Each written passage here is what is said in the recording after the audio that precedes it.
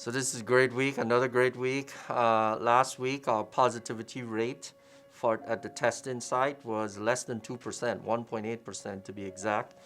Testing numbers overall are down, which means that people aren't having as many exposures or the virus isn't being spread community-wide. So all those are good numbers. Pleased to tell you also, sentinel testing numbers went up, which is great. Thank you to the Greeks. You are the largest percentage of that increase. So call out to Jack and Colin for the hard work you did. But more importantly, that gave us the opportunity to expand a number of things, including the size of events.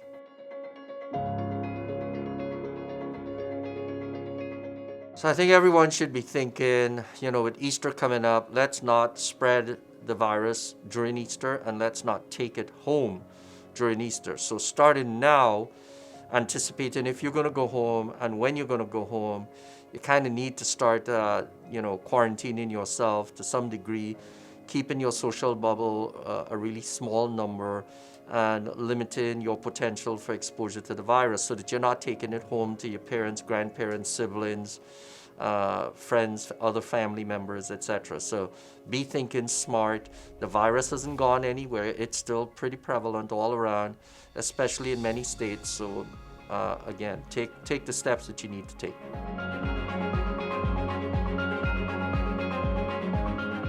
We have given out, and by the end of this, we'll have given out all the doses of vaccine that we have. We are anxiously expecting more doses from the Alabama Department of Public Health.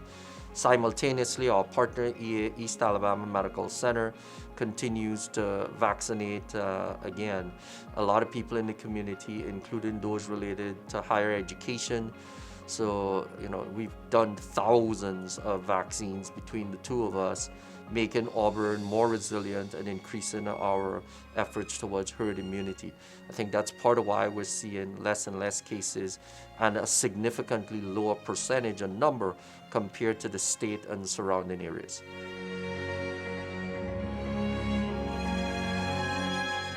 I think we're definitely getting closer towards herd immunity between people who got the disease as well as those who got vaccinated.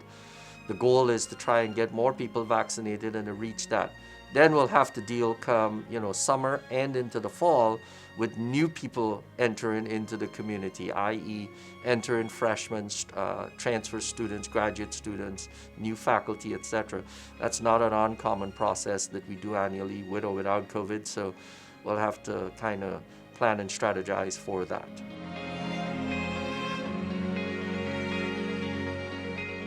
So yes, the expectation is that we will have another vaccine get approved, which will make a fourth vaccine. And with that fourth vaccine comes millions of doses that can be delivered. That's part of the strategy. Hopefully that's going to happen pretty soon because they've already released some of their data and the data looks pretty good also.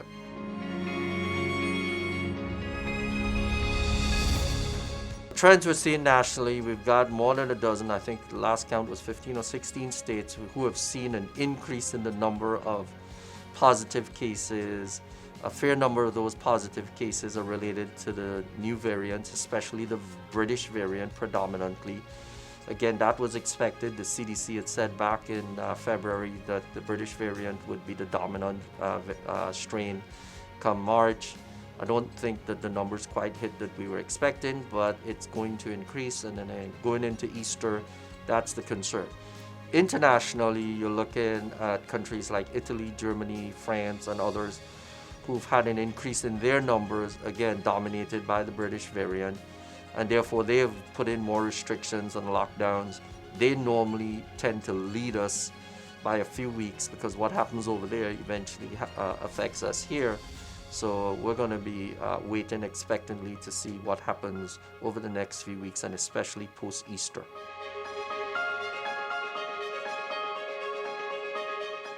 So pleased to announce that the size of campus events increased, and a lot of the factors that went into that include the positivity rate, the number of vaccines given out, and also the sentinel testing numbers showing a blip up, especially from the Greek proportion of the students. So all of those things are positive factors that we see.